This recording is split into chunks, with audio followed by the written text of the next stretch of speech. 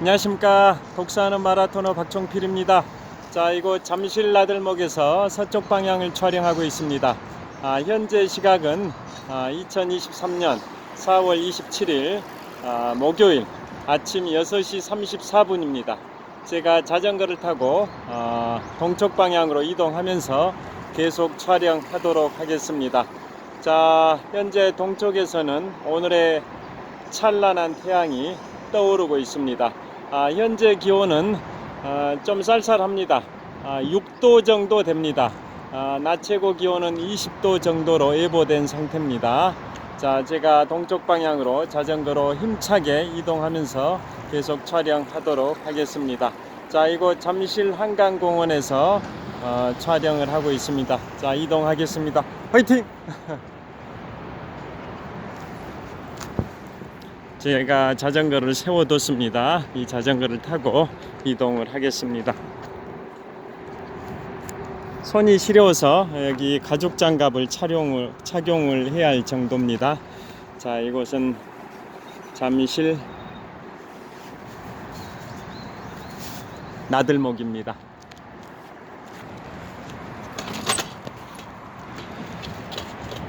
이른 아침부터 자전거를 타고 한강 자전거길을 질주하는 분들이 꽤 많이 보입니다.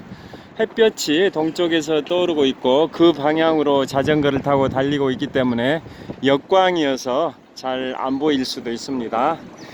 자, 오늘은 미국의 핵우산 확장 억제력에 관하여 말씀드리도록 하겠습니다. 현재 윤석열 대통령께서 한미 동맹 70주년을 맞이해서 미국을 5박 7일 일정으로 국빈 방문을 하신 상태고, 오늘 자정 직후에 즉 12시 15분부터 1시 35분까지 약 80분 동안 한미 정상회담이 있었고, 이제 1시간 정도 후면 국빈 만찬이 열릴 예정이라고 합니다.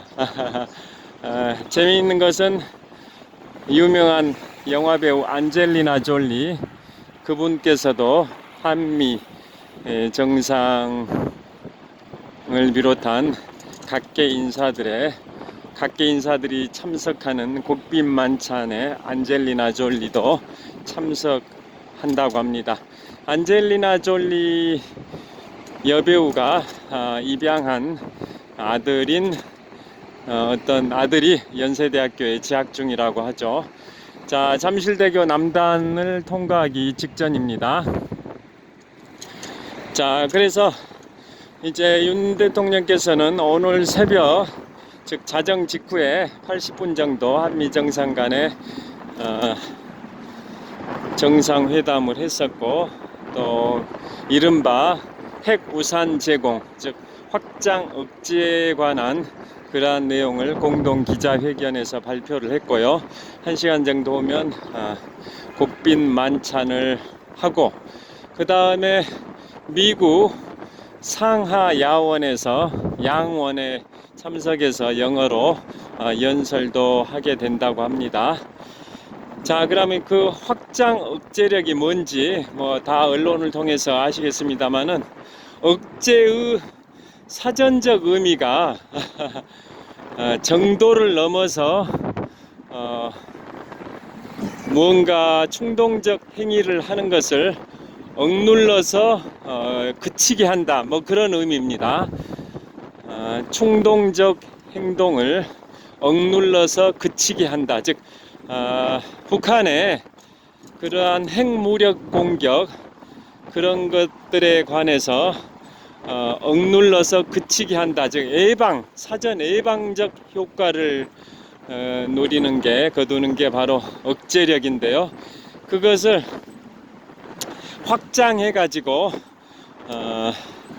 핵 공격, 북한의 핵 공격에 대해서는 미국도 우방을 도와주는 차원에서 핵 공격으로 보복을 한다, 뭐 그런 취지인 거죠. 북한이 한국을 핵으로 공격했을 때 미국이 한국을 지원하는 차원에서 미국이 북한에 대해서 핵공격으로 반격을 가한다, 뭐 그런 내용이 바로 억제력을 확장하는 개념이다. 그런 의미에서 확장 억제력이라고 표현을 하고 있습니다. 그걸 이제 다른 말로 이른바 핵우산이라고 합니다. 핵우산을 제공한다, 뭐 그런 취지인데요. 현재 미국은 동맹국들에 대해서 핵우산을 제공을 한다라는 그러한 기본 원칙을 가지고 있는데요. 그러면 미국의 동맹국이라고 하면 현재 아시아 태평양 지역에서는 한국, 일본, 호주입니다. 아시아 태평양 지역에서는 한국, 일본, 호주 세 나라고, 그 다음에 1949년에 창설된, 즉 2차 세계대전 직후에 창설된, 1949년에 창설된 북대서양 조약기구, 이른바 나토입니다. 나토. 북대서양 조약기구 나토 회원국도 적대 세력의 공격을 받았을 경우에는 미국 본토가 공격을 받았을 때에 준해 가지고 공격을 한 적대 세력에게 보복을 한다 라는 기본 원칙을 갖고 있는데요.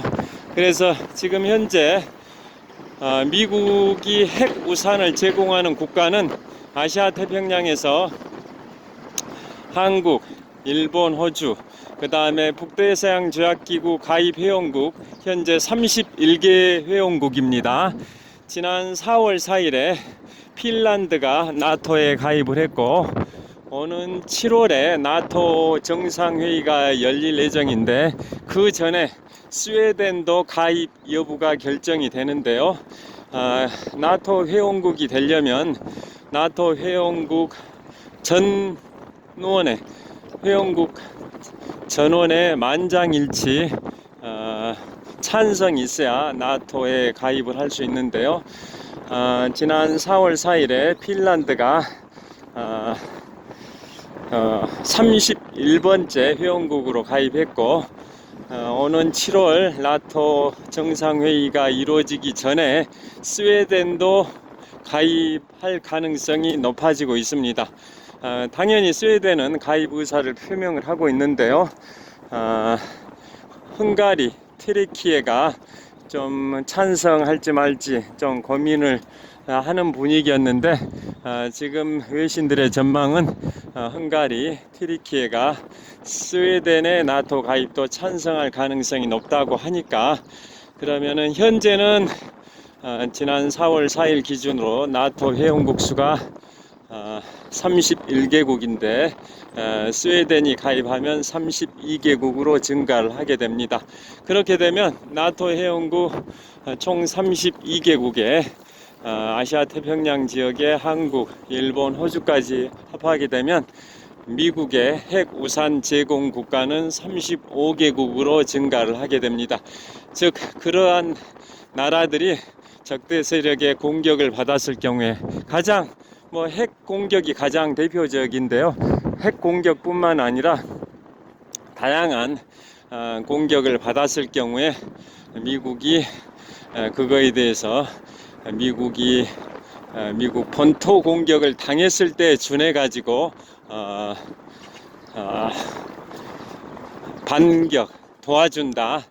반격을 취해 가지고 도와준다. 뭐 그런 차원이다 보니까 대표적으로 북한이 한국에 대해서 핵무기 공격을 할 경우에 미국 본토가 핵 공격을 받았을 경우에 준해서 핵으로서 보복 공격을 하겠다라고 천명한 거기 때문에, 이른바 워싱턴 선언을 한 거기 때문에 북한으로서는 우리가 한국을 공격했을 경우에 미국이 바로 핵무기로 보복 공격을 하겠구나 라는 분명한 시그널을 줘가지고 북한이 한국에 대해서 핵무기 공격을 못하도록 하는 효과가 있다. 그래서 그것을 이른바 핵우산 제공, 공식 명칭으로는 확장 억제력이라고 표현을 하고 있습니다.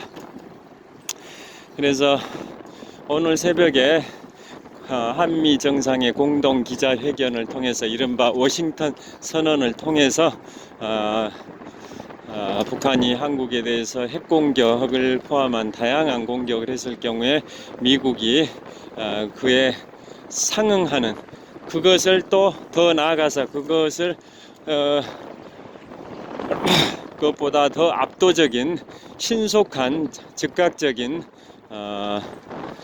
보복 공격을 하겠다라는 걸 천명했기 때문에 북한으로서는 한국을 공격하는데 그 충동적 행동을 하는 것에 대해서 억눌러서 그치게 하는 효과가 있을 것으로 전망이 됩니다. 자, 그리고 그 관련해서 현재 작년 2월 24일에 러시아가 우크라이나를 공격해서 우크라이나 전쟁이 현재 1년 2개월째 진행되고 있는데요. 우크라이나는 나토 회원국이 아니다 보니까 나토 회원국들이 간접적으로 우크라이나를 지원을 하고 있을 뿐이지 직접적으로 지원을 못하는 그러한 상황이 계속 전개되고 있는데요. 그러다 보니까 러시아가 우크라이나를 침공하니까 나토 회원국이 아닌 우크라이나로서는 나토 회원국이 되는 게 굉장히 중요하다라는 것을 뼈저리게 느꼈을 거고, 그래서 그동안 중립국 지위를 유지했던 핀란드가 나토에 지난 4월 4일에 31번째 회원국이 됐고, 조만간 스웨덴도 32번째 회원국이 될 것 같습니다. 그런데 외신 뉴스를 들어보니까 조만간 5월 9일이 러시아의 전승 기념일입니다. 5월 9일이 제2차 세계대전 러시아의 전승 기념일인데, 그날을 분기점으로 해서 러시아가 우크라이나를 더 맹렬하게 공격할 수도 있다. 또 우크라이나는 그거에 대비해서 가열차게 더 반격을 할 것이다, 뭐 이런 외신 기사가 나와 있는데요. 그 관련해서 재밌는 얘기를 하나 해드리겠습니다. 자, 러시아의 제2차 세계대전 전승 기념일은 5월 9일입니다. 그에 반해서 미국, 영국, 프랑스의 2차 세계대전 전승 기념일은 5월 8일입니다. 왜 날짜가 하루 차이가 있을까요? 그 이유는 1939년 9월 1일에 독일이 폴란드를 침공하면서 제2차 세계대전이 발발이 됐고, 약 6년 정도의 처절한 참혹한 전쟁을 통해서 약 민간인 포함 7,300만 명 정도가 사망을 한 인류 역사 이래 최대 규모의 재앙이 바로 2차 세계대전인데요. 2차 세계대전의 이제 전환점이 됐던 게 1944년 6월 6일에 노르망디 상륙작전을 통해서 연합국이 유럽 대륙을 수복함으로써 2차 세계대전에서 그동안 수세에 몰렸던 연합국이 이제 공세적 입장을 취하면서 2차 세계대전의 전범 국가인 독일의 베를린을 향해서 계속 진격을 하게 됐는데요. 그래서 결국은 연합국이 독일의 항복을 받아내는데, 독일은 1945년 4월 30일에 독일의 아돌프 히틀러가 독일 베를린의 브란덴부르크 문 지하에 있는 지하 벙커에서 권총 자살을 했고, 5월 8일날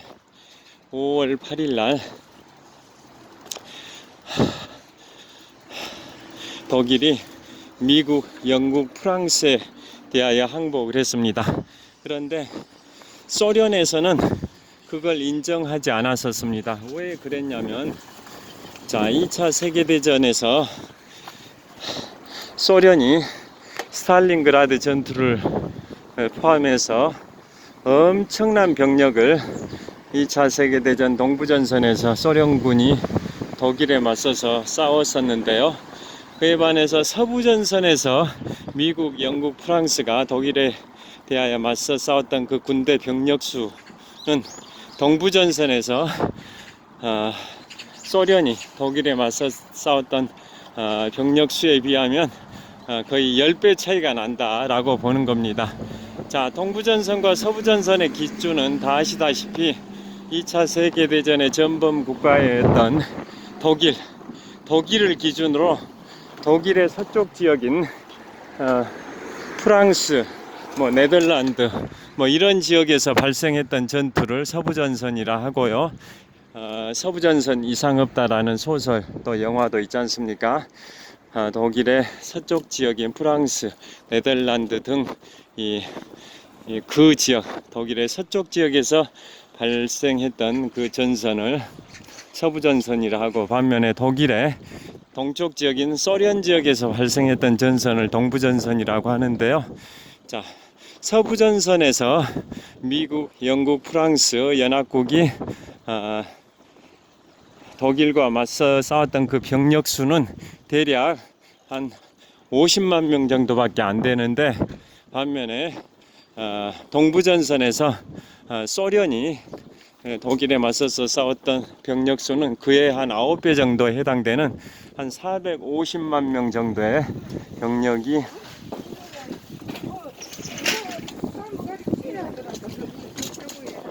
독일에 맞서 싸웠다고 보는 겁니다.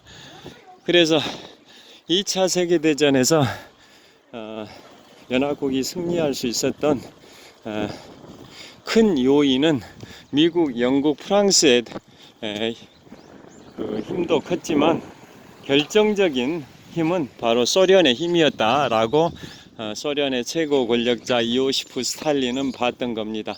그래서 1945년 4월 30일에 독일의 히틀러가 권총 자살하고 5월 8일에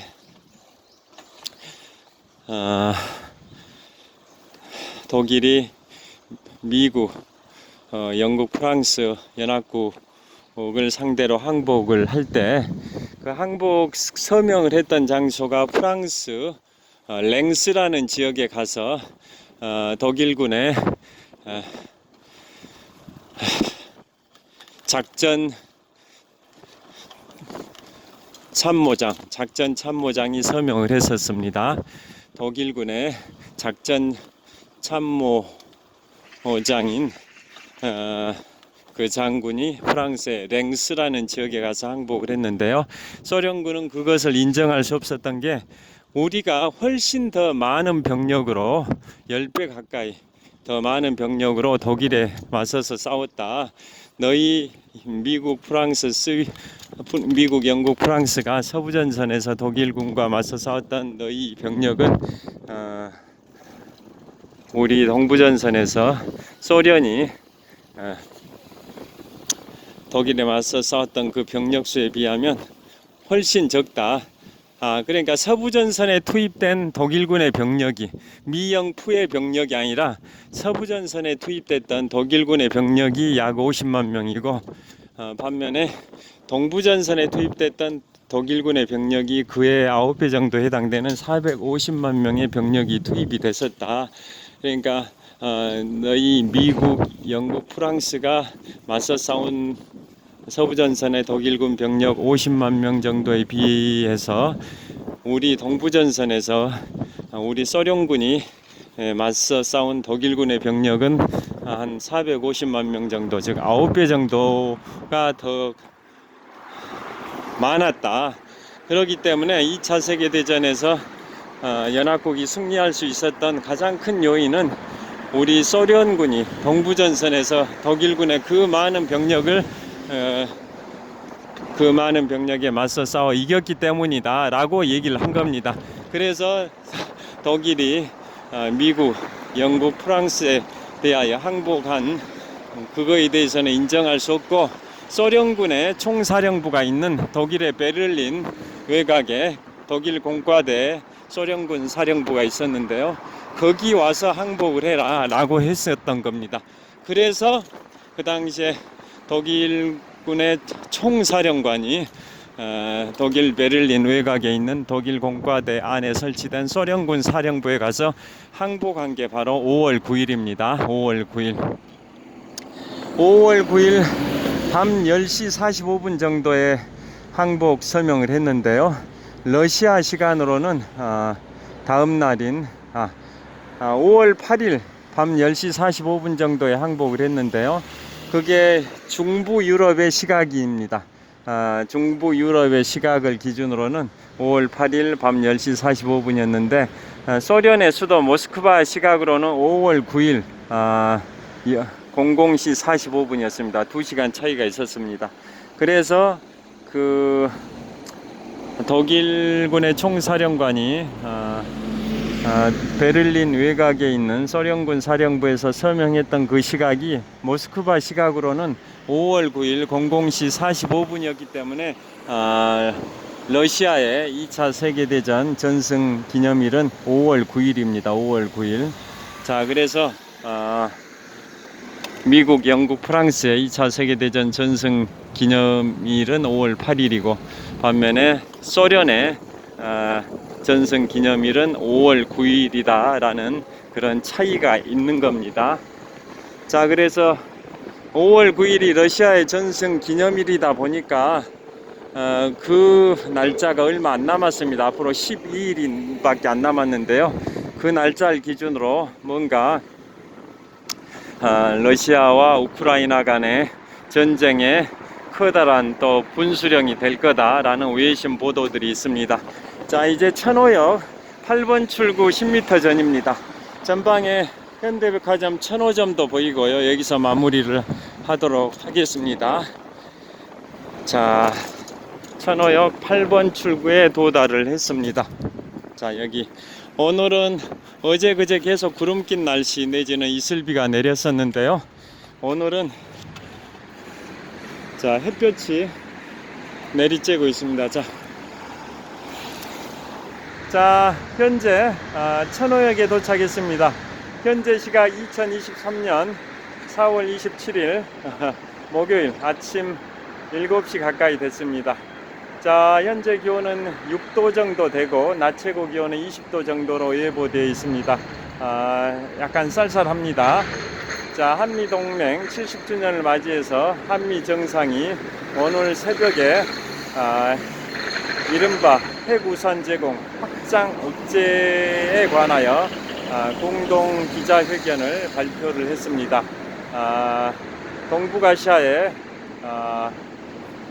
그 안보 위협이 계속 가중되고 있는 상황에서 북한의 오판을 막을 수 있는 그러한 큰 계기가 될 걸로 예상을 하고 있습니다. 자, 오늘도 유쾌, 상쾌, 통쾌한 하루 되시길 빌겠습니다. 제 자전거를 한번 비춰보겠습니다.